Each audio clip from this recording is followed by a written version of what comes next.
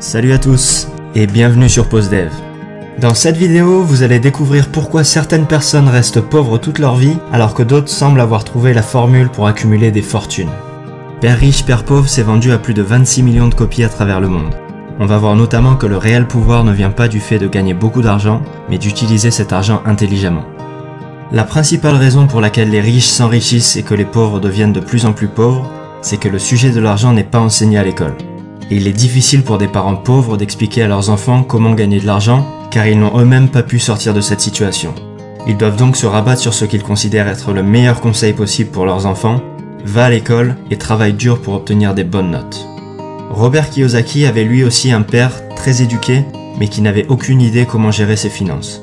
Il lui disait sans cesse que c'était mal de vouloir de l'argent, qu'il ne pouvait pas lui offrir quelque chose parce qu'il n'en avait pas les moyens, et que la meilleure solution pour ne pas avoir de problèmes financiers c'était de travailler dur à l'école. En parallèle, Kiyosaki raconte qu'il a eu la chance de connaître une vision opposée grâce au père de son meilleur ami Mike, qu'il a rencontré quand il avait 9 ans, et qui lui a permis de confronter ces deux visions dès le plus jeune âge. Celle de son père riche, le père de Mike, et son propre père, son père pauvre. La première leçon qu'il a apprise de son père riche, c'est que les riches ne travaillent pas pour l'argent. La principale émotion qui dirige les gens, c'est la peur. La peur de ne pas pouvoir payer ses factures, la peur de se faire virer, la peur de ne pas avoir assez d'argent, la peur de repartir à zéro. La plupart des gens n'étudient pas le sujet de l'argent. Ils se contentent de trouver un job, gagner un salaire et payer leurs dépenses, et ils pensent que c'est plus d'argent qui va régler leurs problèmes. Mais ils ne réalisent pas que le problème ce n'est pas leur manque d'argent, mais leur manque d'éducation financière. Cette peur de ne pas avoir assez d'argent est couplée d'une autre émotion puissante, le désir.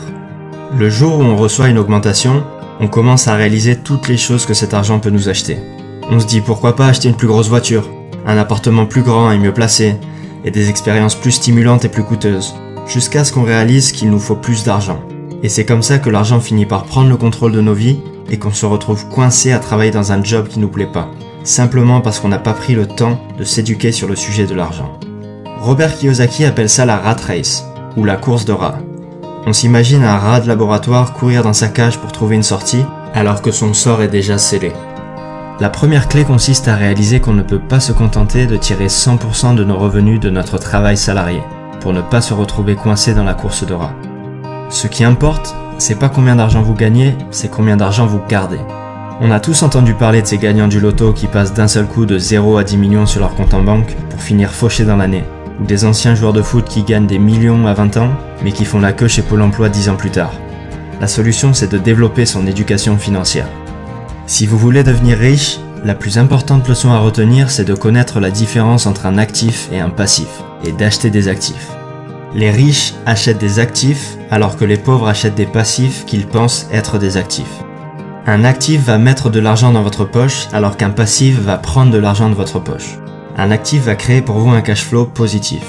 Si par exemple vous avez publié un livre ou un e-book de qualité pour un prix de 10 €, chaque vente créera pour vous une rentrée d'argent, ce qu'on appelle un cash flow positif de 10 €. Toute chose qui génère un cash flow positif est un actif. Si cet actif ne requiert pas ou très peu de votre temps, on parle d'un revenu passif, contrairement à un revenu actif comme un salaire pour un job qui nécessite votre présence. Si au contraire vous avez un abonnement de cinéma qui vous coûte 40 € par mois, cet abonnement génère un cash flow négatif de 40 € tous les mois. C'est un passif. Notez que c'est le caractère répétitif qui nous intéresse ici. Chaque vente de l'e-book va créer une rentrée d'argent et chaque mois d'abonnement va entraîner une sortie d'argent. Si on analyse comment une personne gère son cash flow, on peut rapidement dire si cette personne est éduquée financièrement et prédire son avenir financier. Ce qui manque dans l'éducation financière des pauvres, c'est pas comment gagner de l'argent mais comment gérer son argent. La plupart du temps, plus d'argent ne règle pas les problèmes d'argent. Pour rendre ça un peu plus concret, laissez-moi vous donner un exemple en imaginant le bilan financier de père riche et celui de père pauvre à leur sortie d'école. Père pauvre gagne tous les mois 1500 € grâce à son travail. Ces 1500 € servent à payer sa voiture, son loyer, ses repas et lui laissent un surplus de 200 € pour financer ses sorties du week-end et s'acheter des abonnements de télévision et le dernier iPhone. Son bilan financier ressemble donc à ça. Un revenu 100% généré par son job qui est égal à ses dépenses. Une quantité de passifs qui s'accumule et des actifs inexistants. Il emboutit sa voiture et doit donc s'endetter pour financer les réparations car il n'a pas d'argent de côté. La seule solution pour sortir de cette situation est de négocier une augmentation ou commencer un petit boulot à côté pour arrondir ses fins de mois. Père riche gagne lui aussi 1500 € par mois. Il couvre également ses dépenses en nécessité, mais choisit de mettre de côté les 200 € de surplus tous les mois pour investir dans la start-up d'une amie en qui il croit vraiment. 2 ans plus tard, la start-up de son ami est enfin profitable et lui rapporte 500 € tous les mois, auquel s'ajoute l'argent qu'il gagne grâce à l'e-book qu'il a écrit sur sa passion, le trail en haute montagne, qui lui crée également un revenu secondaire. Il a investi 500 € qu'il avait pu mettre de côté pendant ses études dans des actions, mais les cours se sont effondrés et il a quasiment tout perdu. Mais ça n'a plus d'importance parce que Père Riche a désormais, 4 ans après sa sortie d'école et grâce à ses 2 autres investissements, un revenu passif de 1500 €. Et maintenant que ses actifs lui génèrent un cash flow positif supérieur au cash flow négatif de 1300 € généré par ses dépenses en nécessité, Père Riche a atteint son indépendance financière. Il peut choisir de continuer ou non de travailler dans son job. Son bilan financier ressemble donc à ça, un revenu qui provient pour 50% de son job et pour 50% de ses actifs, nettement supérieur à ses dépenses et beaucoup plus d'actifs que de passifs. Vous aurez atteint l'indépendance financière le moment où vos actifs vous généreront un revenu supérieur à vos dépenses. Si ce revenu est en plus passif et ne nécessite pas ou peu votre intervention, comme l'entreprise d'un ami ou l'e-book de l'exemple précédent, vous pouvez tout simplement faire ce que vous voulez de votre vie. Mais gardez quand même en tête qu'un revenu est rarement totalement passif et nécessitera généralement un certain degré d'intervention de votre part. L'exemple que j'ai donné est simplifié. C'est certainement très difficile pour certaines personnes de sacrifier une partie de leur revenu pour acheter des actifs, mais c'est néanmoins la seule solution pour sortir de cette situation.